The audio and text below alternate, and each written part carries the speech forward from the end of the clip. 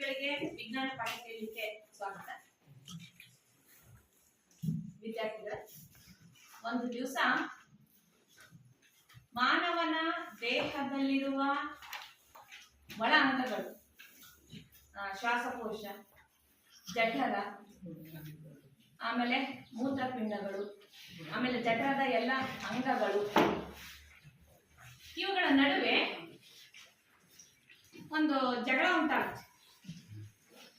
ನಾನು ಹೆಚ್ಚು ಅಂತ.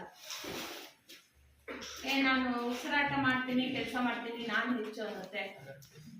ಶ್ವಾಸಾಂಗದ ಅಂಗಗಳು, ನಾನು ಜೀರ್ಣಕ್ರಿಯೆಯನ್ನ ನಡೆಸ್ತೀನಿ, ನನ್ನಲ್ಲಿರುವ ಎಲ್ಲ ಅಂಗಗಳು ಹೆಚ್ಚು ಅಂತ ಜೀರ್ಣಗರ್ಭ ಹೇಳುತ್ತೆ. ಅದ್ರಲ್ಲಿ ಮತ್ತೆ ಜಠರ ನಾನು ಹೆಚ್ಚು ಅನ್ನುತ್ತೆ. ಸಣ್ಣಗಳು ಇಲ್ಲ, ನನ್ನ ಪಾತ್ರನೇ ದೊಡ್ಡದು ಮಾನವನಲ್ಲಿ ಅನ್ನುತ್ತೆ. ಮೆದುಳು ನಿಮ್ಮೆಲ್ಲರಿಗೂ ಏನು ಜ್ಞಾನ ಬುದ್ಧಿಶಕ್ತಿಯನ್ನ ಕೊಡ್ತಾ ಇರೋದು ನಾನು ಈ ಕೆಲಸ ಮಾಡ್ಲಿಕ್ಕೆ, ಆದ್ರಿಂದ ನನ್ನ ಪಾತ್ರ ದೊಡ್ಡದು ಅಂತ ಹೇಳುತ್ತೆ. ಆದ್ರೆ ಹೃದಯ ಏನ್ ಹೇಳುತ್ತೆ? ನೀವೆಲ್ಲ ಸುಮ್ಮನಿರ್ರಿ, ನೀವೆಲ್ಲರೂ ಜೀವಂತವಾಗಿ ಇರ್ಲಿಕ್ಕೆ ಕಾರಣ ನಾನು. ನೀವೆಲ್ಲ ಜೀವಂತವಾಗಿ ಇರ್ಲಿಕ್ಕೆ ನಿಮಗೆ ಆಕ್ಸಿಜನ್ ಅನ್ನ, ಜೀವವಾಯು ಆಗಿರ್ತಕ್ಕಂಥ ಆಕ್ಸಿಜನ್ ಅನ್ನ ಅಂದ್ರೆ ಆಮ್ಲಜನಕವನ್ನ ನಿಮಗೆ ತಲುಪಿಸುವ ಕೆಲಸವನ್ನ ನಾನು ಮಾಡ್ತೀನಿ, ಆದ್ರಿಂದ ನನ್ನ ಪಾತ್ರನೇ ದೊಡ್ಡದು ಅಂತ ಹೇಳುತ್ತೆ. ಹಂಗ ನೋಡಿದ್ರೆ ಒಂದು ಜೀವಿಯಲ್ಲಿ ಎಲ್ಲಾ ಕ್ರಿಯೆಗಳು ಸಮರ್ಪಕವಾಗಿ ನಡಿಬೇಕಂತಂದ್ರೆ, ಒಂದು ಜೀವಿಯು ಜೀವಂತವಾಗಿರ್ಬೇಕಂತಂದ್ರೆ ಎಲ್ಲಾ ಕ್ರಿಯೆಗಳು, ಎಲ್ಲ ಅಂಗಗಳು, ಎಲ್ಲ ಕ್ರಿಯೆಗಳನ್ನು ನಡೆಸ್ತಕ್ಕಂಥ ಎಲ್ಲ ಅಂಗಗಳು ಇಂಪಾರ್ಟೆಂಟ್ ಆಗುತ್ತೆ. ಸೊ ಅದರಲ್ಲೂ ಅಂಗಗಳು ಅಂತ ಬಂದಾಗ ಈ ಎಲ್ಲ ಅಂಗಗಳಿಗೆ ಆಕ್ಸಿಜನ್ ಅನ್ನ ಪೂರೈಕೆ ಮಾಡ್ತಕ್ಕಂಥ ಹೃದಯ ಪ್ರಮುಖ ಅಂಗ ಆಗುತ್ತೆ ಅಂತ ಈ ಒಂದು ಸಂದರ್ಭದಲ್ಲಿ ಮಾತ್ರ ನಾವು ಕೇಳಬಹುದು. ನಿಮಗೆ ನಾನು ಏನನ್ನ ಹೇಳಕ್ಕೆ ಹೊರಟಿದ್ದೀನಿ, ಯಾವ ಪಾಠವನ್ನ ಮಾಡಲಿಕ್ಕೆ ಹೊರಟಿದ್ದೀನಿ ಅನ್ನೋದು ಈಗ ನಿಮಗೆ ಗೊತ್ತಾಗ್ತಾ ಇದೆ. ಹಾಗಾದ್ರೆ ನಾವು ಇವತ್ತಿನ ದಿವಸ ಯಾವ ಅಧ್ಯಾಯವನ್ನ ಓದ್ತಾ ಇದ್ದೀವಿ? ಜೀವಕ್ರಿಯೆಗಳು. ಜೀವಕ್ರಿಯೆಗಳು ಅಧ್ಯಾಯವನ್ನ ನಾನು ಮಾಡ್ತಾ ಇದ್ದೀನಿ. ಅಧ್ಯಾಯವನ್ನ ಅಂತ ಹೇಳಿ ನಿಮ್ಗೆ ಹೆಂಗ್ ಗೊತ್ತಾಗುತ್ತೆ ಅಂದ್ರೆ, ಈಗಾಗಲೇ ನೀವು ಜೀವಕ್ರಿಯೆಯ ಅನೇಕ ಕ್ರಿಯೆಗಳಾಗಿರ್ತಕ್ಕಂಥ ಪೋಷಣೆ, ಉಸಿರಾಟ, ಈ ಕ್ರಿಯೆಯನ್ನ ಈಗಾಗಲೇ ಅಧ್ಯಯನ ಮಾಡಿದ್ದೀರಿ. ಮುಂದಿನ ಇನ್ನೊಂದು ಕ್ರಿಯೆ ಅದು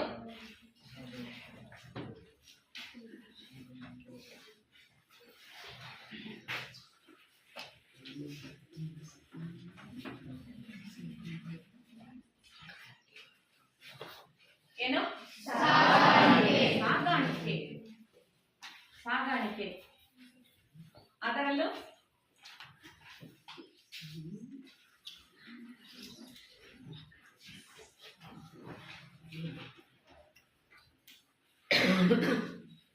ಮನುಷ್ಯರಲ್ಲಿ ಸಾಗಾಣಿಕೆ ಹೇಗೆ ಆಗುತ್ತೆ ಅನ್ನೋದನ್ನ ನಾವು ಇವತ್ತಿನ ದಿವಸ ನೋಡೋಣ. ತುಂಬಾ ಬ್ಯೂಟಿಫುಲ್ ಆಗಿದೆ, ತುಂಬಾ ಚೆನ್ನಾಗಿದೆ. ನನ್ನ ಹೃದಯ ಹೇಗೆ ಕೆಲಸ ಮಾಡುತ್ತೆ ಅನ್ನೋದನ್ನ ನಾವೀಗ ತಿಳ್ಕೊಳ್ತೀವಿ. ಸೊ ನಾನು ಆಗ್ಲೇ ಹೇಳಿದ ಹಾಗೆ ಹೃದಯ ಒಂದು ಅತಿ ಮುಖ್ಯವಾಗಿರ್ತಕ್ಕಂಥ ಕಾರ್ಯವನ್ನ ನಮ್ಮ ದೇಹದಲ್ಲಿ ಮಾಡುತ್ತೆ. ಎಲ್ಲ ಜೀವಕೋಶಗಳು ಜೀವಂತವಾಗಿರಲಿಕ್ಕೆ ಆಕ್ಸಿಜನ್ ಅಗತ್ಯ ಇದೆ. ಅಲ್ಲದೆ ಜೀವಕೋಶ ಅಂಗಾಂಶ ಅಂಗಗಳಿಂದ ಶಕ್ತಿ ಉತ್ಪತ್ತಿ ಆಗಬೇಕು ಅಂತಂದ್ರೆ ಜೀವಕೋಶಕ್ಕೆ ನಾವು ಎಷ್ಟು ವಸ್ತುಗಳನ್ನ ತಲುಪಿಸ್ಬೇಕು? ಆಕ್ಸಿಜನ್ ಜೊತೆ ಶಕ್ತಿ ಉತ್ಪತ್ತಿ ಆಗುತ್ತಾ? ಯಾವುದು? ಆಹಾರ ಮತ್ತು ಅದೇ ಆಹಾರ ಗ್ಲೂಕೋಸ್ ರೂಪದಲ್ಲಿ, ಆಹಾರ ನೀರಿನ ಸಾಗುತ್ತೆ, ಮತ್ತೆ ಆಕ್ಸಿಜನ್ ಸರಬರಾಜು ಆಗುತ್ತೆ. ಜೊತೆಗೆ ಈ ಎಲ್ಲ ಜೀವಕೋಶಗಳಿಗೆ ಬೇಕಾಗಿರ್ತಕ್ಕಂಥ ಪದಾರ್ಥಗಳನ್ನ ಅಂದರೆ ಆಮ್ಲಜನಕ, ಆಹಾರ,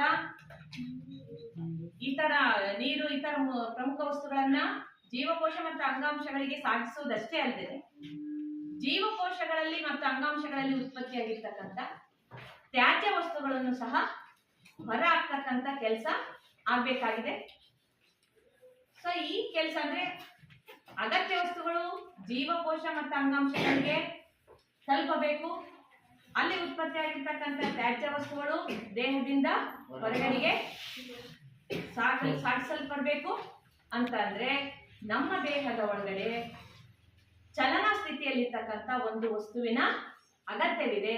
ನಮ್ಮ ದೇಹದಲ್ಲಿ ಚಲನಾ ಸ್ಥಿತಿಯಲ್ಲಿರ್ತಕ್ಕಂಥ ಆ ಒಂದು ವಸ್ತು ಯಾವುದು? Very good. ಯಾವುದು? ರಕ್ತ. ಇನ್ನೊಂದ್ಸಲ ಹೇಳ್ಬಿಡ್ತು. ರಕ್ತ. ಹಾ, ರಕ್ತ. ಏನ್ ರಕ್ತ ಯಾವ ಬಣ್ಣದಲ್ಲಿರುತ್ತೆ? ರೆಡ್. ಕನ್ನಡ ಹೇಳಪ್ಪ. ರೆಡ್ಡಿ ಕನ್ನಡದ ಹೇಳಪ್ಪ. ಹಾ ಹೇಳಪ್ಪ, ಸರಿ ಅಂತ ಹೇಳೋ. ಕೆಂಪು. ಎಲ್ಲರೂ ನೋಡಿದ್ದೀರಲ್ಲ, ಅಟ್ಲೀಸ್ಟ್ ಗಾಯ ಎಲ್ಲ ಆದಾಗ ನಿಮ್ ರಕ್ತನೇ ನೋಡ್ಕೊಂಡಿರ್ತೀರಾ ಅಲ್ವಾ? ಯಾವ ಬಣ್ಣದಲ್ಲಿದೆ ರಕ್ತ? ಕೆಂಪು ರಕ್ತದಲ್ಲಿದೆ, ಕೆಂಪು ಬಣ್ಣದಲ್ಲಿದೆ. ಕುತ್ಕೊಳ್ಳ. ಅಂದ್ರೆ ರಕ್ತವು ದೇಹದ ಎಲ್ಲಾ ಭಾಗಗಳಿಗೆ ಸಂಚರಿಸ್ತದೆ. ದೇಹದ ಎಲ್ಲಾ ಭಾಗಗಳಲ್ಲಿರ್ತಕ್ಕಂಥ ಜೀವಕೋಶ ಅಂಗಾಂಶಗಳಿಗೆ ಅಗತ್ಯ ವಸ್ತುಗಳನ್ನು ತಲುಪಿಸ್ತದೆ. ಜೊತೆಗೆ ಅಲ್ಲಿ ಉತ್ಪತ್ತಿಯಾಗಿರ್ತಕ್ಕಂಥ ತ್ಯಾಜ್ಯಗಳನ್ನ ದೇಹದಿಂದ ಹೊರಗಡೆಗೆ ಸಾಗಿಸೋದಕ್ಕೂ ಕೂಡ ಸಹಾಯ ಆಗಿದೆ. ಇಂತಹ ರಕ್ತವನ್ನ ದೇಹದ ಎಲ್ಲಾ ಭಾಗಗಳಿಗೆ ಸರಬರಾಜು ಆಗಲಿಕ್ಕೆ ಅದನ್ನ ಪಂಪ್ ಮಾಡ್ತಕ್ಕಂಥ ಒಂದು ಅಂಗದ ಅವಶ್ಯಕತೆ ಇದೆ. ರಕ್ತವನ್ನ ಪಂಪ್ ಮಾಡ್ತಕ್ಕಂಥ ಒಂದು ಅಂಗದ ಅವಶ್ಯಕತೆ ಇದೆ. ಆ ಅಂಗ ಯಾವುದು? ದೇಹದಲ್ಲಿ ಹೃದಯ. ಹಾಗಾದ್ರೆ ಹೃದಯ ನಮ್ಮ ಪಂಪ್. ರಕ್ತವನ್ನು ಸರಬರಾಜು ಮಾಡಲಿಕ್ಕೆ, ರಕ್ತವನ್ನ ಪಂಪ್ ಮಾಡಲಿಕ್ಕೆ ಇರ್ತಕ್ಕಂಥ ಒಂದು ಅಂಗ ನಿಮ್ಮ ಹೃದಯ. ನಿಮ್ಮ ಎಡಗೈ ಮುಷ್ಟಿಯಷ್ಟು ದಪ್ಪ ಇರ್ತದೆ. ಗೊತ್ತಾಯ್ತಾ? ಈಗಲೇ ಎಲ್ಲ ನೋಡ್ಕೊತಿದ್ದಾರೆ. ಓಕೆ, ತೊಂದರೆ ಇಲ್ಲ. ಸಾಕು, ಈ ಕಡೆ ಆಮೇಲೆ ನೋಡ್ಕೊಳ್ಳಿ. ಓಕೆ, ಹೃದಯದ ಗಾತ್ರ ಅಂದಾಜು ಆ ರೀತಿ ಹೇಳ್ತೀವಿ ಅಷ್ಟೇ. ಎಡಗೈ ಮುಷ್ಟಿಯಷ್ಟು ದಪ್ಪ ಇರುತ್ತೆ. ಹೃದಯ ಹೇಗೆ ಕೆಲಸ ಮಾಡುತ್ತೆ ಅನ್ನೋದನ್ನ ಅರ್ಥ ಮಾಡ್ಕೋಬೇಕು ಅಂತಂದ್ರೆ ಮೊದಲು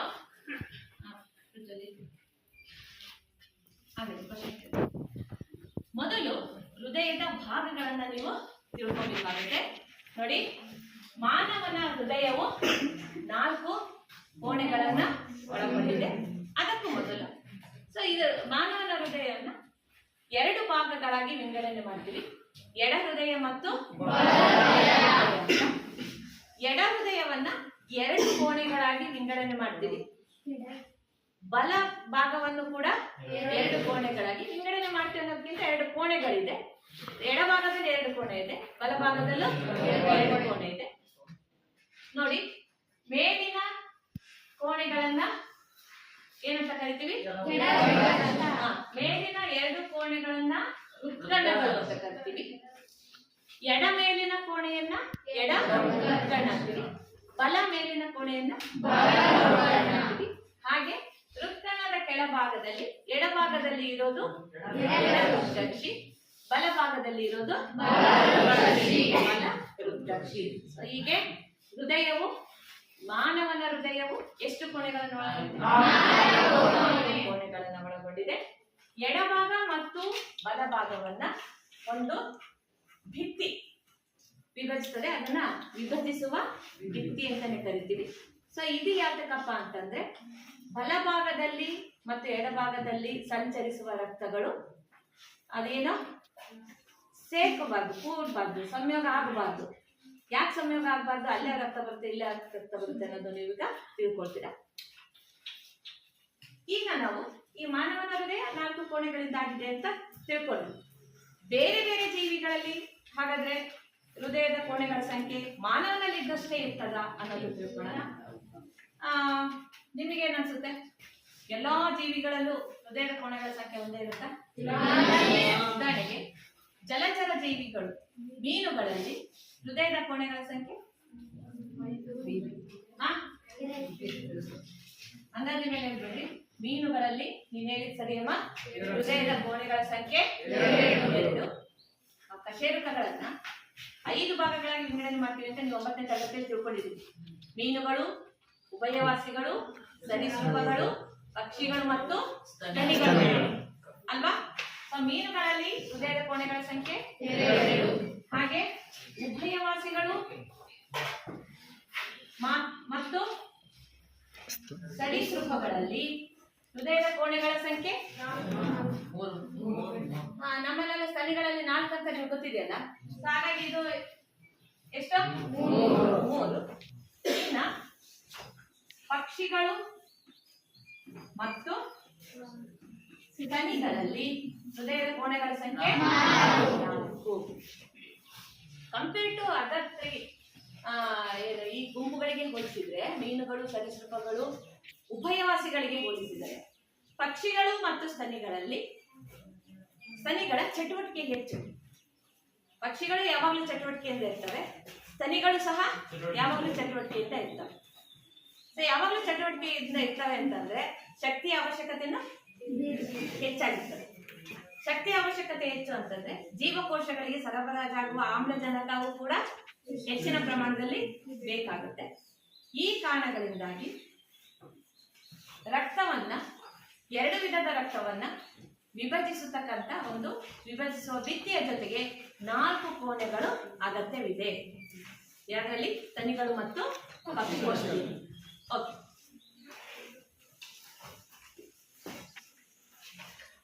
ನೋಡಿ, ರಕ್ತ ಸಂಚರಿಸುವ ಒಂದು ವಸ್ತು ಅಂತ ನೀವು ತಿಳ್ಕೊಂಡ್ರಿ. ಚಲನೆಯಲ್ಲಿ ಇರ್ತಕ್ಕಂಥದ್ದು ನಮ್ಮ ದೇಹದಲ್ಲಿ ಅದೊಂದೇ ರಕ್ತ ಮತ್ತು ದುಗ್ಧರಸ. ಈ ರಕ್ತವು ಆಮ್ಲಜನಕ, ಆಹಾರವೆಲ್ಲ ಸಾಗಿಸ್ತದೆ, ಹಾಗಾಗಿ ಚಲನೆಯಲ್ಲಿ ಇರಬೇಕು. ಅದನ್ನ ಹೃದಯ ಪಂಪ್ ಮಾಡುತ್ತೆ ಅಂತ ನಾವು ಇದುವರೆಗೆ ತಿಳ್ಕೊಂಡ್ವಿ. ಹಾಗಾದ್ರೆ ಎಲ್ಲಿಂದ ಎಲ್ಲಿಗೆ ಚಲಿಸ್ತದೆ, ಅದ್ರ ಅಗತ್ಯ ಏನು ಅನ್ನೋದನ್ನ ಈಗ ತಿಳ್ಕೊಳ್ಳೋಣ. ರಕ್ತ ಅನ್ನೋದು ಒಂದು ಸಂಯೋಜಕ ಅಂಗಾಂಶ. ಅಂಗಾಂಶ ಅಂದ್ರೆ ಏನು?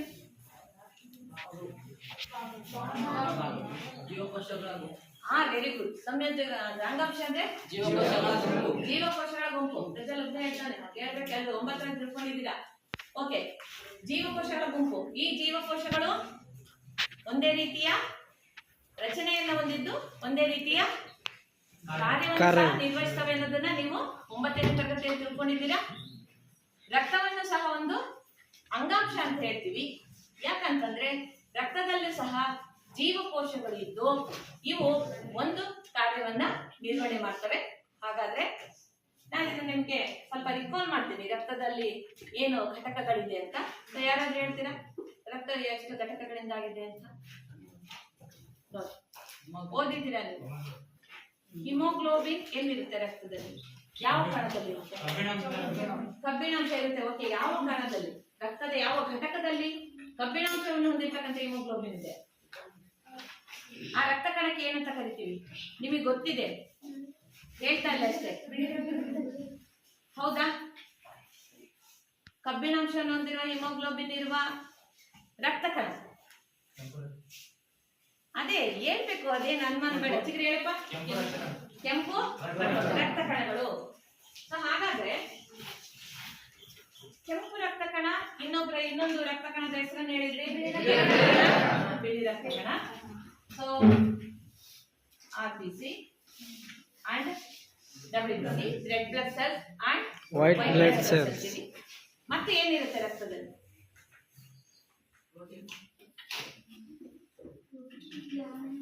ಪ್ಲಾಸ್ಮಾ. Very good. ಏನು? ಕಿರು ತಟ್ಟೆಗಳು.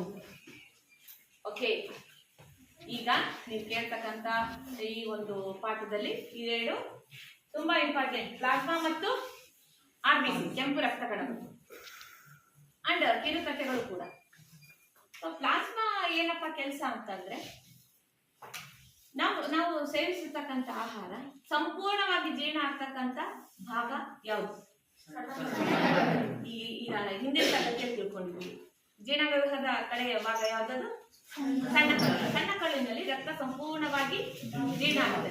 ಆ ಜೀರ್ಣ ಆದ ರಕ್ತ ಯಾರನ್ನ ಸೇರುತ್ತೆ? ರಕ್ತವನ್ನ ಸೇರುತ್ತೆ. ರಕ್ತವನ್ನ ಸೇರುತ್ತೆ ಅಂತಂದ್ರೆ ಯಾರಲ್ಲಿ ಸೇರುತ್ತೆ ಅಂತಂದ್ರೆ ಪ್ಲಾಸ್ಮಾ ಅನ್ನೋದು ರಕ್ತದಲ್ಲಿರ್ತಕ್ಕಂಥ ದ್ರವ ಸ್ಥಿತಿಯ ವಸ್ತು. ಪ್ಲಾಸ್ಮಾಕ್ಕೆ ವರ್ಗಾವಣೆ ಆಗುತ್ತೆ ಆಹಾರ, ಜೀರ್ಣವಾದ ಆಹಾರ. ಅರ್ಥ ಆಗ್ತಿದೆಯಾ? ಈ ಜೀರ್ಣವಾದ ಆಹಾರವನ್ನ ಎಲ್ಲಿಗೆ ಸಾಗಿಸಬೇಕು? ಹೌದಾ? ಮೈಟೊಕಾಂಡ್ರಿಯಗಳಿಗೆ ಹೋಗ್ಬೇಕು. ಮೈಟೊಕಾಂಡ್ರಿಯ ಅಂದ್ರೆ ಎಲ್ಲಿರ್ತವೆ? ಮೈಟೊಕಾಂಡ್ರಿಯಗಳಿರ್ತವೆ, ಜೀವಕೋಶಗಳಲ್ಲಿರ್ತವೆ ಅಲ್ವಾ? ಸರಿ, ಜೀವಕೋಶಗಳಿಗೆ ಸಾಗಬೇಕು ಆಹಾರ. ಸೊ ಜೀವಕೋಶಗಳಲ್ಲಿ ಹಿಂದಿನ ತರಗತಿಯಲ್ಲಿ ತಿಳ್ಕೊಂಡಿದ್ದೀರಾ ನೀವು ಅಲ್ವಾ? ಸೊ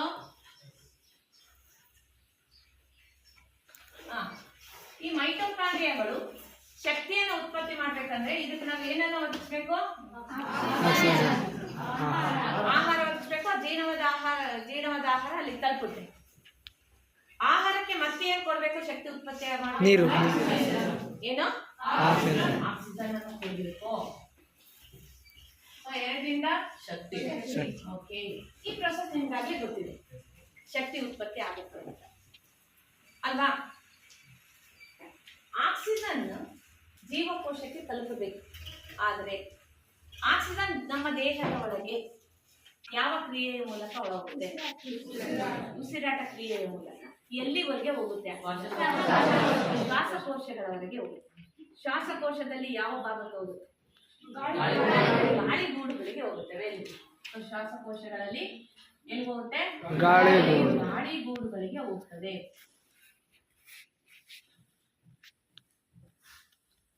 ಗಾಳಿಗೂಡುಗಳಿಗೆ ಹೋಗ್ತದೆ.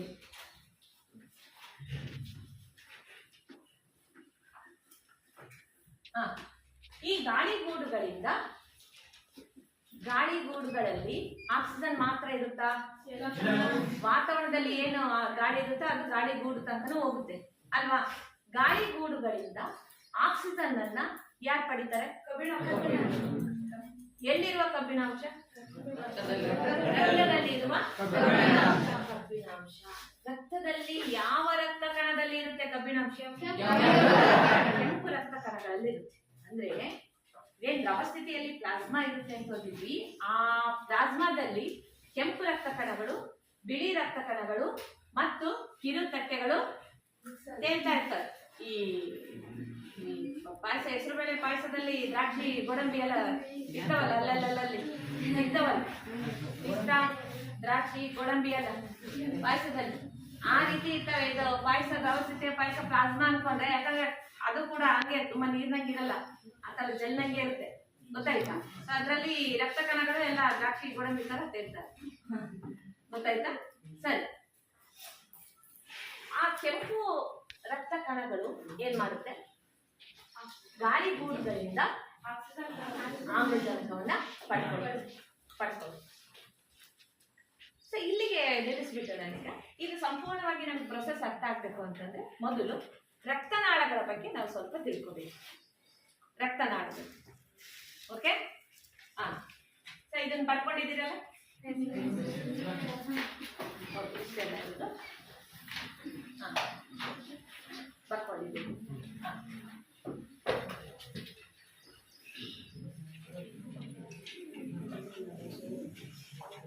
ಪಾಸ್ ಕೊಡ್ಲಿ.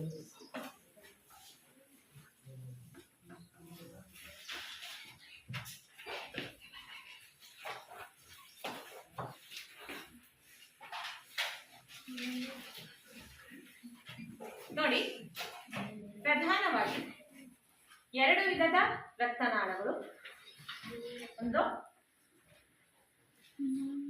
ಅಥವಾ ಧಮನಿಗಳು,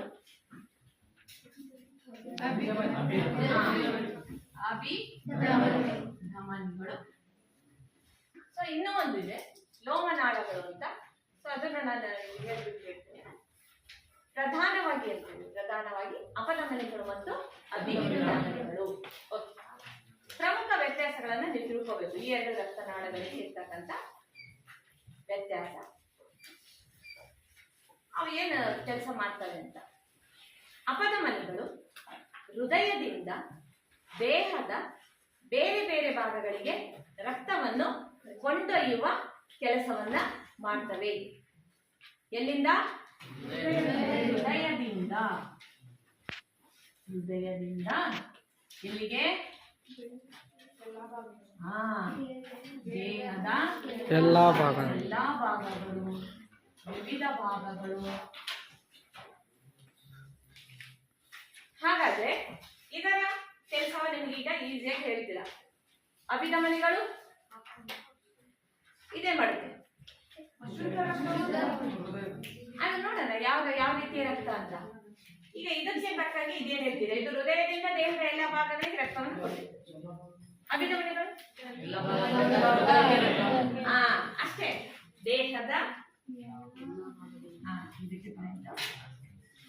ದೇಹದ ಏನು ಎಲ್ಲ ಅಥವಾ ವಿವಿಧ ಭಾಗಗಳಿಂದ ಎಲ್ಲಿಗೆ? ಹೃದಯಕ್ಕೆ ರಕ್ತವನ್ನ ಅಭಿ ಅಂದ್ರೆ ಅಭಿಮುಖ, ಹೃದಯಕ್ಕೆ ಅಭಿಮುಖವಾಗಿ ರಕ್ತ ಬರ್ತಾ ಇದೆ ದೇಹದ ಬೇರೆ ಬೇರೆ ಭಾಗಗಳಿಂದ ಅಂತ ನೋಡಿ. ಹೃದಯ ಇಷ್ಟೇ ಪುಟ್ಟದ್ದು, ಇಷ್ಟೇ ಮುಷ್ಟಿಯಷ್ಟು ಅಷ್ಟೇ ಇದೆ. ಆದ್ರೆ ದೊಡ್ಡ ಗಾತ್ರದ ದೇಹದ ಎಲ್ಲಾ ಭಾಗಗಳಿಗೆ ರಕ್ತವನ್ನ ಕಳಿಸ್ಬೇಕಲ್ವಾ, ಸರಬರಾಜು ಮಾಡ್ಬೇಕಲ್ವಾ. ಆದ್ರಿಂದ ಏನ್ ಮಾಡ್ಬೇಕು? ಹೆಚ್ಚು ಒತ್ತಡದಿಂದ ಪಂಪ್ ಮಾಡ್ಬೇಕಾಗುತ್ತೆ ಹೃದಯ ಕಳಿಸೋದಿಕ್ಕೆ ಅಲ್ವಾ. ಆದ್ರಿಂದ ಅಪಧಮನಿಗಳು ದಪ್ಪ ಭಿತ್ತಿಯನ್ನ ಹೊಂದಿರ್ತವೆ. ಈ ಪೊರೆ ಪೈಪಲ್ಲಿ ಪೊರೆ ಹೊರಗಿಂದು ಭಾಗ ಇರುತ್ತಲ್ಲ, ಅದು ಭಿತ್ತಿ ಅಂತ ಕರಿತೀವಿ. ಭಿತ್ತಿ ಅಂದ್ರೆ ಪದರ ಅಂತ. ಆ ಪದರ ಅಪಧಮನಿಗಳಲ್ಲಿ ಏನಾಗಿರುತ್ತೆ? ದಪ್ಪವಾಗಿರುತ್ತೆ. ದಪ್ಪನಾದ ಮತ್ತು ಸ್ಥಿತಿ ಸ್ಥಾಪಕ ಗುಣವುಳ್ಳ. ಅಂದ್ರೆ ದೇಹದ ಎಲ್ಲಾ ಭಾಗಗಳಿಗೆ ರಕ್ತವನ್ನ ಪಂಪ್ ಮಾಡಬೇಕು, ಒತ್ತಡದಿಂದ ಒತ್ತಬೇಕು. ಆದ್ರಿಂದ ಅಪಧಮನಿಗಳ ಭಿತ್ತಿಯು ದಪ್ಪವಾಗಿರುತ್ತೆ. ಸ್ಥಿತಿಸ್ಥಾಪಕ ಗುಣ ಅಂತ ಅಂದ್ರೆ ಮತ್ತೆ ಎಕ್ಸ್ಪ್ಯಾಂಡ್ ಆಗಿರೋದು. ಈಗ ನೋಡಿ, ನೀವೊಂದು ರಬ್ಬರ್ ಅನ್ನ ಎಳೆದು ಬಿಟ್ರೆ ಏನಾಗುತ್ತೆ? ಮತ್ತೆ ಅದೇ ಸ್ಥಿತಿ ಬರುತ್ತಲ್ಲ, ಅದನ್ನ ನಾವು ಸ್ಥಿತಿಸ್ಥಾಪಕ ಗುಣ ಅಂತ ಕರಿತೀವಿ. ದೇಹದ ಬೇರೆ ಬೇರೆ ಭಾಗಗಳಿಂದ ಹೃದಯಕ್ಕೆ ಬರುವಾಗ ಅಲ್ಲೆಲ್ಲೂ ಪಂಪ್ ಮಾಡೋ ಅಗತ್ಯ ಇಲ್ಲ, ಒತ್ತಡ ಬೇಕಾಗಿಲ್ಲ. ಆದ್ರಿಂದ ಅಭಿಧಮನಿಗಳ ಭಿತ್ತಿಯು ದಪ್ಪವಾಗಿರೋದಲ್ಲ, ಏನಾಗಿರುತ್ತೆ? ನವಿರಾದ ಭಿತ್ತಿಯನ್ನ ಹೊಂದಿರ್ತದೆ. ಒತ್ತಡದ ಅಗತ್ಯ ಇಲ್ಲ, ಆದರೆ ಕವಾಟಗಳನ್ನ ಹೊಂದಿರುತ್ತೆ. ಅನೇಕ ಕವಲುಗಳಾಗಿ ಯಾಕಂತಂದ್ರೆ ಮತ್ತೆ ಬಂದಿರ್ತಕ್ಕಂಥ ರಕ್ತ ಹಿಮ್ಮುಖವಾಗಿ ಚಲಿಸಬಾರದಾದ್ರಿಂದ ಅಭಿಧಮನಿಗಳು ನವಿರಾದ ಕವಾಟಗಳನ್ನು ಹೊಂದಿರತಕ್ಕಂಥ ರಕ್ತ ನಾಳಗಳಾಗಿದೆ.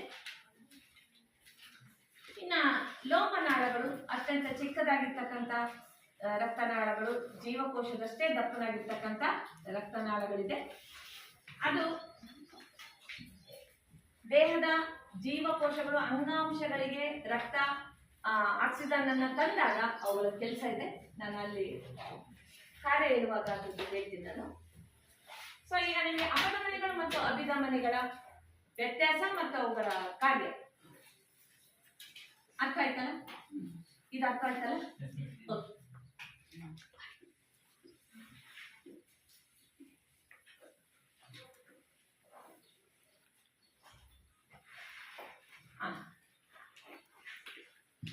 ನೋಡಿ, ಶ್ವಾಸ ಕೋಶಗಳು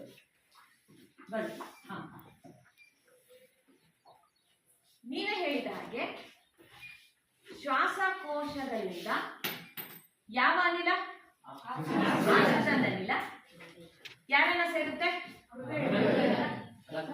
ಫಸ್ಟ್ ರಕ್ತನಾಳದಲ್ಲಿರ್ತಕ್ಕಂಥ ರಕ್ತವನ್ನ ಸೇರುತ್ತೆ. ಅದು ಕಬ್ಬಿಣಾಂಶ ಇರುತ್ತೆ, ಹಾಗಾಗಿ ಅದು ಆಮ್ಲಜನಕವನ್ನ ಹೀರ್ಕೊಳ್ಲಿಕ್ಕೆ ಸಹಾಯ ಆಗುತ್ತೆ. ಓಕೆ. ಆಮ್ಲಜನಕವನ್ನು ಪಡೆದಿರ್ತಕ್ಕಂಥ ರಕ್ತ ಶ್ವಾಸಕೋಶಗಳಿಂದ ಎಲ್ಲಿ ಬರುತ್ತೆ? ಓಕೆ,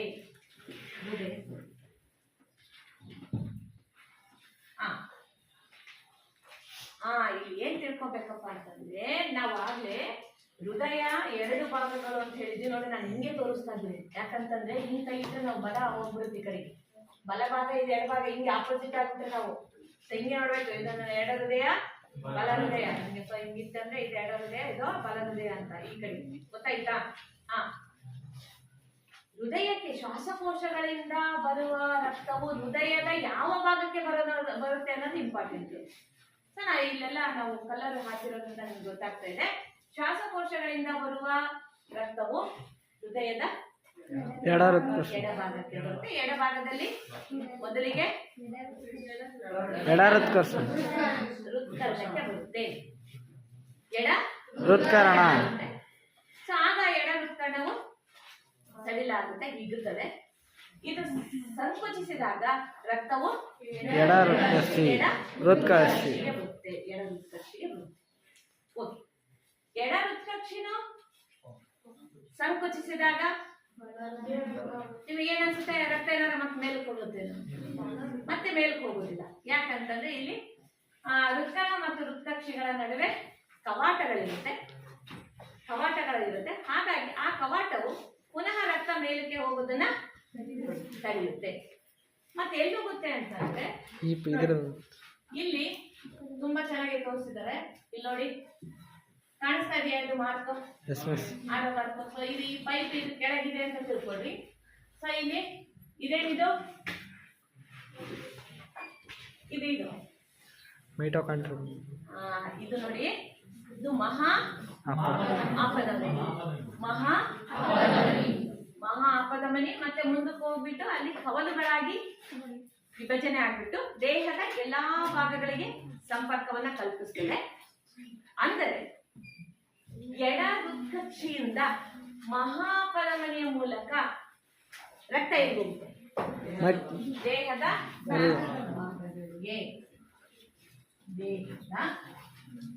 ವಿವಿಧ ಭಾಗಗಳಿಗೆ. ದೇಹದ ವಿವಿಧ ಭಾಗಗಳಿಗೆ ಎಂತ ರಕ್ತ ಹೋಗ್ತಾ ಇದೆ? ಶುದ್ಧ ರಕ್ತ. ಮತ್ತೆ ಅದನ್ನ ನಾವು ಯಾವ ರೀತಿ ಹೇಳ್ಬೋದು?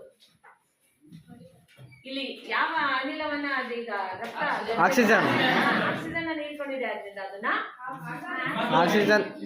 ಆಕ್ಸಿಜನ್ ರಹಿತ ರಕ್ತ ಪಡ್ಕೊಂಡಿದೆ ಅಲ್ವಾ? ಮಾಡ್ಕೋಬಾರ್ದು. ಪಡ್ಕೊಂಡಿರೋದ್ರಿಂದ ರೈತನ ಸಹಿತ ಆಕ್ಸಿಜನ್ ಸಹಿತ, ಆಮ್ಲಜನಕ ಸಹಿತ ಅಥವಾ ಆಕ್ಸಿಜನ್ ಸಮೃದ್ಧ. ಆಮ್ಲಜನಕ ಸಮೃದ್ಧ ಅಂದ್ರೆ ಆಮ್ಲಜನಕ ಹೆಚ್ಚಿನ ಪ್ರಮಾಣದಲ್ಲಿ ಇರುವ ರಕ್ತ. ಅರ್ಥ ಆಗ್ತೈತಾ ಇದು? ಆ ರಕ್ತ ದೇಹದ ವಿವಿಧ ಭಾಗಗಳಿಗೆ ಹೋಗುತ್ತೆ. ನೀವಾಗ್ಲೇ ಇಲ್ಲಿ ತಿಳ್ಕೊಂಡ್ರಿ ಏನು? ಮೈಟೊಕಾಂಡ್ರಿಯಾಗಳಲ್ಲಿ ಆಹಾರ ಮತ್ತು ಆಕ್ಸಿಜನ್ ಸಹಾಯದಿಂದ ಶಕ್ತಿ ಉತ್ಪತ್ತಿ ಆಗುತ್ತೆ. ಈ ಶಕ್ತಿ ಉತ್ಪತ್ತಿ ಆಗುವ ಕ್ರಿಯೆಯಲ್ಲಿ ಯಾವ ಉತ್ಪನ್ನಗಳು ಉತ್ಪತ್ತಿ ಆಗುತ್ತೆ?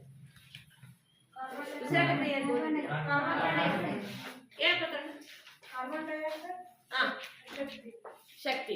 ಕಾರ್ಬನ್ ಡೈಆಕ್ಸೈಡ್ ಜೊತೆಗೆ ಇನ್ನೊಂದು ಉತ್ಪನ್ನ ಉತ್ಪತ್ತಿ ಆಗುತ್ತೆ. ಶಕ್ತಿ, ಕಾರ್ಬನ್ ಡೈಆಕ್ಸೈಡ್, ಇನ್ನೊಂದು ವಸ್ತು. ಯಾವ ವಸ್ತು? ಎಷ್ಟು ಏನದು? ಯಾಕೆ ಮರಿತಾ ಇದ್ದೀರಾ? ಅದೇ ನೀನು ಒಂದು 3-4 ಸದಿಂದ ಆಗಿರೋ. ಓಕೆ ಸಣ್ಣ ಕುತ್ಕೊಳ್ಳಪ್ಪ. ಓಕೆ, ನೀರು ಮತ್ತೆ ಅನೇಕ ಕ್ರಿಯೆಗಳಿಗೆ ಉಪಯೋಗ ಆಗುತ್ತೆ. ಅಲ್ಲಿ ತ್ಯಾಜ್ಯ ಅಂತ ಉತ್ಪತ್ತಿ ಆಗೋದು ಯಾವುದು? ಕಾರ್ಬನ್ ಡೈಆಕ್ಸೈಡ್ ತ್ಯಾಜ್ಯ ಅಂತ ಉತ್ಪತ್ತಿ ಆಗುತ್ತೆ. ಸೊ ಅದು ನಮಗೆ ಬೇಡದೇ ಇರೋದು.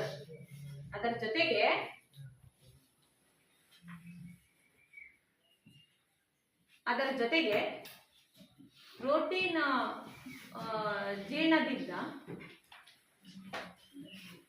ಅನೇಕ ನೈಟ್ರೋಜನ್ ಯುಕ್ತ ತ್ಯಾಜ್ಯಗಳು ಉತ್ಪತ್ತಿ ಆಗ್ತವೆ ನಮ್ಮ ದೇಹದಲ್ಲಿ. ಆ ನೈಟ್ರೋಜನ್ ಯುಕ್ತ ತ್ಯಾಜ್ಯಗಳು ಹೆಚ್ಚು ಹೊತ್ತು ನಮ್ಮ ದೇಹದಲ್ಲಿ ಇದ್ರೆ ವಿಷಕಾರಿ ವಸ್ತುಗಳಾಗಿ ಮಾರ್ಪಾಡಾಗ್ತದೆ. ಆದ್ರಿಂದ ಆ ನೈಟ್ರೋಜನ್ ಯುಕ್ತ ತ್ಯಾಜ್ಯಗಳನ್ನು, ಕಾರ್ಬನ್ ಡೈಆಕ್ಸೈಡ್ ಅನ್ನು ಮತ್ತೆ ಹೆಚ್ಚುವರಿ ಲವಣಗಳು, ನಮ್ಮ ದೇಹದಲ್ಲಿ ಉತ್ಪತ್ತಿಯಾಗುವ ಹೆಚ್ಚುವರಿ ಲವಣಗಳು, ಇವೆಲ್ಲವೂ ಕೂಡ ನಾವು ದೇಹದಿಂದ ಹೊರಗೆ ಸಾಗಿಸ್ಬೇಕಾಗುತ್ತೆ. ಸೊ ಜೀವಕೋಶಗಳಲ್ಲಿ ಉತ್ಪತ್ತಿಯಾಗುವ ಅಂದ್ರೆ ದೇಹದ ವಿವಿಧ ಭಾಗಗಳಲ್ಲಿ ಉತ್ಪತ್ತಿಯಾಗುವ ತ್ಯಾಜ್ಯಗಳು ಪುನಃ ಎಲ್ಲಿ ಬರುತ್ತೆ? ಎಲ್ಲಿ ಬರುತ್ತೆ? ಪುನಃ ಹೃದಯಕ್ಕೆ ಬರುತ್ತೆ. ಹೃದಯದಿಂದ ಎಲ್ಲಿ ಬರುತ್ತೆ? ಶ್ವಾಸ ಕೋಶಗಳಿಗೆ. ಅಂದ್ರೆ ಇಲ್ಲಿ ನೋಡಿ, ಇಲ್ಲಿ ತನಕ ನೋಡಿದ್ರೆ ನೀವು ಮಹಾಪಧಮನಿ ಕವಲುಗಳ ಮೂಲಕ ಹೃದಯ ದೇಹದ ಬೇರೆ ಬೇರೆ ಭಾಗಗಳಿವೆ. ದೇಹದ ಬೇರೆ ಬೇರೆ ಭಾಗಗಳಿಂದ ಎಂತ ರಕ್ತ? ಅಶುದ್ಧ ಅಥವಾ ಅಥವಾ ಕಾರ್ಬಾಕ್ಸಿ ಹಿಮೋಗ್ಲೋಬಿನ್ ಅಂತ ಹೇಳ್ತೀವಿ. ಕಾರ್ಬನ್ ಡೈಆಕ್ಸೈಡ್ ಅನ್ನು ಹೊತ್ತು ತಂದಂತಹ ರಕ್ತ ಹೃದಯದ ಬಲಭಾಗಕ್ಕೆ ಬರುತ್ತೆ. ಹೃತ್ಕರ್ಣ ಸಂಕುಚಿಸಿದಾಗ ಬಲ ಹೃತ್ಕಕ್ಷಿ ಬರುತ್ತೆ. ಬಲ ಹೃತ್ಕಕ್ಷಿ ಸಂಕುಚಿಸಿದಾಗ ಪುಪ್ಪುಸಕ ನೋಡಿ ಅಪಧಮನಿಗಳ ಮೂಲಕ ಎಲ್ಲಿಗೆ ಹೋಗುತ್ತೆ? ರಕ್ತ ಕೋಶಗಳಿಗೆ ಹೋಗುತ್ತದೆ. ಇಲ್ಲಿ ಗಮನಿಸ್ರಿ, ದೇಹದಲ್ಲಿ ಒಂದು ಸಂಪೂರ್ಣ ಚಲನೆಗೆ ಅಂದ್ರೆ ಶ್ವಾಸಕೋಶದಿಂದ ಹೃದಯಕ್ಕೆ ಹೋಯ್ತು ಆಮ್ಲಜನಕ ಸಹಿತ ರಕ್ತ, ಹೃದಯದಿಂದ ದೇಹದ ವಿವಿಧ ಭಾಗಗಳಿಗೆ ಹೋಯ್ತು, ಅಲ್ಲಿ ಆಮ್ಲಜನಕವನ್ನು ಕೊಡುತ್ತೆ, ಅಲ್ಲಿ ಉತ್ಪತ್ತಿಯಾದ ತ್ಯಾಜ್ಯವನ್ನು ಪಡ್ಕೊಳುತ್ತೆ, ಮತ್ತೆ ಹೃದಯಕ್ಕೆ ಬರುತ್ತೆ, ಹೃದಯದಿಂದ ಶ್ವಾಸಕೋಶಕ್ಕೆ ಬರುತ್ತೆ, ಮತ್ತೆ ನಿಶ್ವಾಸದ ಮೂಲಕ ಹೊರಹಾಕ್ತೀವಿ. ಅಂದ್ರೆ ರಕ್ತ ಎಷ್ಟು ಬಾರಿ ಹೃದಯವನ್ನು ಪ್ರವೇಶಿಸ್ತದೆ ಒಂದು ಸಂಪೂರ್ಣ ಚಲನೆಗೆ? 72. ಇಲ್ಲಿ ನೋಡ್ತಾ ಇದ್ದೀರಾ ಎಷ್ಟು ಬಾರಿ? 2 ಬಾರಿ ಹೃದಯವನ್ನ ಏನೋ ತಲುಪ್ತದೆ, ಬಂದು ಹೋಗ್ತದೆ. ಈ ಒಂದು ಪರಿಚಲನೆಗೆ ಇಮ್ಮಡಿ ಪರಿಚಲನೆ ಅಂತ ಕರೀತೀವಿ. ಇಮ್ಮಡಿ ಪರಿಚಲನೆ ಕನ್ನಡ ಹೋದರೆ ಇಮ್ಮಡಿ 2 ಮಡಿ 2 ಬಾರಿ. ಇಮ್ಮಡಿ ಬಿಡಿಸಿರೇನ 2 ಬಾರಿ ಅಂತ. ದೇಹವನ್ನ ಒಂದು ಸಂಪೂರ್ಣವಾಗಿ ಚಲಿಸಿ ಬರಬೇಕು ಅಂತಂದ್ರೆ ರಕ್ತ 2 ಬಾರಿ ಹೃದಯಕ್ಕೆ ಬಂದು ಹೋಗುತ್ತೆ. ಇದನ್ನ ಹಿಮ್ಮಡಿ ಪರಿಚಲನೆ ಕರಿತೀವಿ. ಎಡಭಾಗ ಮತ್ತು ಬಲಭಾಗದ ರಕ್ತ ಸಂಯೋಗ ಆಗಬಾರ್ದು ಅಂತ ಅಲ್ಲಿ ವಿಭಜಿಸುವ ಭಿತ್ತಿ ಇರುತ್ತೆ. ಸ್ತನಿಗಳು ಮತ್ತು ಪಕ್ಷಿಗಳಲ್ಲಿ 4 ಕೋಣೆಗಳನ್ನು ಹೊಂದಿದೆ. ಸೊ ಈ ರೀತಿಯಾಗಿ ನಮ್ಮ ದೇಹದಲ್ಲಿ ಆಮ್ಲಜನಕ ಆಹಾರ ಜೀವಕೋಶಗಳಿಗೆ ಸಾಗಿಸ್ಲಿಕ್ಕೆ ಮತ್ತು ಜೀವಕೋಶಗಳಿಂದ ಉತ್ಪತ್ತಿಯಾಗಿರ್ತಕ್ಕಂಥ ವಸ್ತುವನ್ನ ದೇಹದಿಂದ ಹೊರ ಹಾಕ್ಲಿಕ್ಕೆ ರಕ್ತ ಚಲಿಸ್ತದೆ. ಆ ರಕ್ತವನ್ನ ಪಂಪ್ ಮಾಡ್ತಕ್ಕಂಥ ಕೆಲಸವನ್ನ ಹೃದಯ ಮಾಡುತ್ತೆ. ಸೊ ನಿಮಗೆ ಕ್ಲಿಯರ್ ಆಗಿ ಹೃದಯ ಯಾವ ರೀತಿ ಕೆಲಸ ಮಾಡುತ್ತೆ ಅನ್ನೋದು ಇದರಿಂದ ಗೊತ್ತಾಗಿರುತ್ತೆ.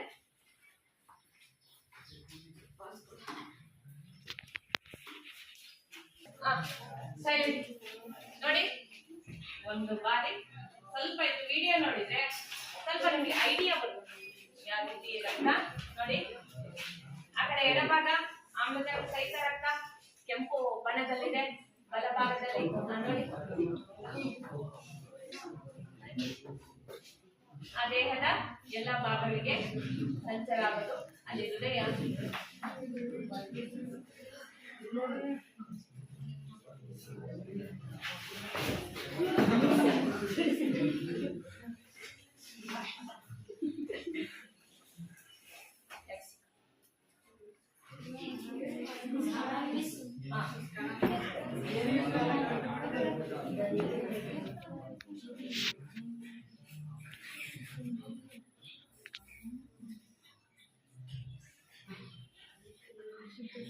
ಜಸ್ಟ್ ನಿಮಗೆ ಆ ಕೆಂಪು ರಕ್ತ ಮತ್ತು ನೀಲಿ ರಕ್ತ ಅಂತ ಕರಿತೀವಿ, ಶುದ್ಧ ರಕ್ತ, ಆಮ್ಲಜನಕ ರಹಿತ ರಕ್ತವನ್ನ ಯಾವ ರೀತಿ ಪಂಪ್ ಆಗುತ್ತೆ ಅಂತ ಅಷ್ಟೇ. ಈಗ ಇದು ಮೇಲ್ಭಾಗ ಹೃತ್ಕರ್ಣಗಳನ್ನ ನನ್ನ ಬಲಗೈ ರೆಪ್ರೆಸೆಂಟ್ ಮಾಡಿದ್ರೆ ಹೃತ್ಕಕ್ಷಿಗಳನ್ನ ಎಡಗೈ ರೆಪ್ರೆಸೆಂಟ್ ಮಾಡ್ತದೆ. ಓಕೆ, ಸೊ ಯಾವ ರೀತಿ ಆಗುತ್ತೆ ಅಂದ್ರೆ ಒಮ್ಮೆಗೆ ಬರುತ್ತೆ. ಒಂದ್ಸಾತಿ ಎಡ ಹೃತ್ಕರ್ಣಕ್ಕೆ, ಇನ್ನೊಂದ್ಸಾತಿ ಬಲ ಹೃತ್ಕರ್ಣಕ್ಕೆ ಈ ರೀತಿ ಬರಲ್ಲ. ಏನೋ ಆಮ್ಲಜನಕ ಸಹಿತ ರಕ್ತ ಎಡ ಹೃತ್ಕರ್ಣಕ್ಕೆ ಯಾವಾಗ ಬರುತ್ತೆ, ಆಮ್ಲಜನಕ ರಹಿತ ರಕ್ತ ಬಲ ಹೃತ್ಕರ್ಣಕ್ಕೆ ಆಗ್ಲೇ ಬರುತ್ತೆ. ಆಗ ಇದು ಎಕ್ಸ್ಪ್ಯಾಂಡ್ ಆಗುತ್ತೆ, ವಿಕಸಿಸ್ತದೆ. ಅರ್ಥ ಆಯ್ತಾ? ಸೊ ಇದು ಸಂಕುಚಿಸಿದಾಗ ಇವು ಎಕ್ಸ್ಪ್ಯಾಂಡ್ ಆಗುತ್ತೆ. ಗೊತ್ತಾಯ್ತಾ? ಇವು ಸಂಕುಚಿಸಿದಾಗ ಇದು ಮೇಲಕ್ಕೆ ಬರಲ್ಲ, ಬಟ್ ಬೇರೆ ಬೇರೆ ಕಡೆ ಹೋಗುತ್ತೆ. ಮತ್ತೆ ಇದು ವಿಕಸಿತ ಆಗುತ್ತೆ ರಕ್ತವನ್ನ ಪಡಿಲಿಕ್ಕೆ. ಅರ್ಥ ಆಯ್ತಾ? ಸೊ ಅದು ಯಾವ ರೀತಿ ಆಗುತ್ತೆ ಅಂದ್ರೆ ನೋಡಿ, ಇದು ಎಕ್ಸ್ಪೆಂಡ್ ಆದಾಗ ಇದು ವಿಕಸಿತ ಆಗುತ್ತೆ, ಈ ರೀತಿ ಆಗುತ್ತೆ. ಈ ರೀತಿ ಆಗುವಾಗ ಶಬ್ದ ಉಂಟಾಗುತ್ತೆ, ಅದನ್ನೇ ನಾವು ಹೃದಯ ಬಡಿತ ಅಂತ ಕರಿತೀವಿ. 1 ನಿಮಿಷಕ್ಕೆ ಎಷ್ಟು ಬಾರಿ? 72 ಟೈಮ್ಸ್ ಪರ್ ಮಿನಿಟ್. ಓಕೆ, ಹೇಳಕ್ಕೆ ಮುಂಚೆ ಈಗ ಮಾನವನ ಹೃದಯವು ಎಷ್ಟು ಕೋಣೆಗಳಿಂದಾಗಿದ್ದೇವೆ? ಯಾವ್ಯಾವ್ದು ಹೇಳ್ತೀಯಾ?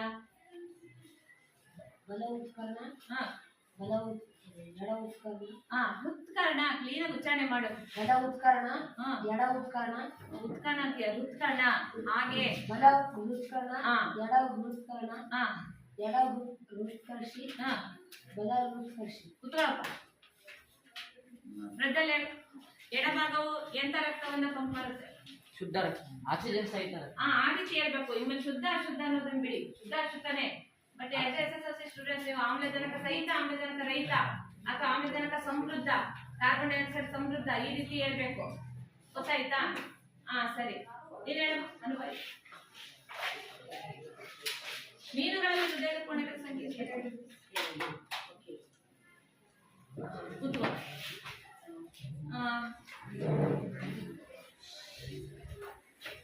ನೀವು ನಾಳೆ ಏನ್ ಮಾಡ್ಬೇಕಂದ್ರೆ ಈ ಸಂಪೂರ್ಣ ಒಂದು 5 ನಿಮಿಷದಲ್ಲಿ ಎಲ್ಲ ಎಲ್ಲಿಂದ ಎಲ್ಲಿಗೆ ಹೋಗುತ್ತೆ ರಕ್ತ, ಎಲ್ಲಿಂದ ಎಲ್ಲಿಗೆ ಬರುತ್ತೆ ಅನ್ನೋದನ್ನ ಒಂದು 5 ನಿಮಿಷದಲ್ಲಿ ಹೇಳೋದಕ್ಕೆ ರೆಡಿ ಆಗ್ಬೋದು. ಓಕೆನಾ? ಹೋಮ್ವರ್ಕ್ ಬರ್ಕೊಡ್ರಿ, ಒಂದು 4 ಕ್ವಶನ್ಸ್ ತಗೊಳ್ರಿ.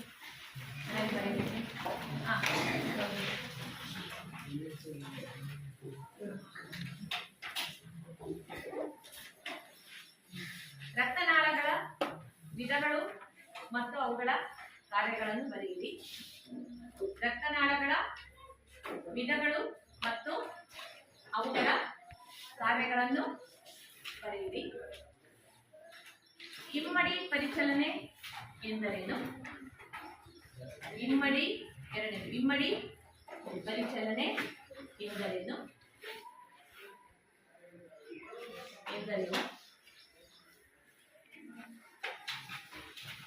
ಮಾನವನ ದೇಹದಲ್ಲಿ ಉತ್ಪತ್ತಿಯಾಗುವ ತ್ಯಾಜ್ಯಗಳು ಯಾವುವು? ಮಾನವನ ದೇಹದಲ್ಲಿ ಉತ್ಪತ್ತಿಯಾಗುವ ತ್ಯಾಜ್ಯಗಳು ಯಾವುವು?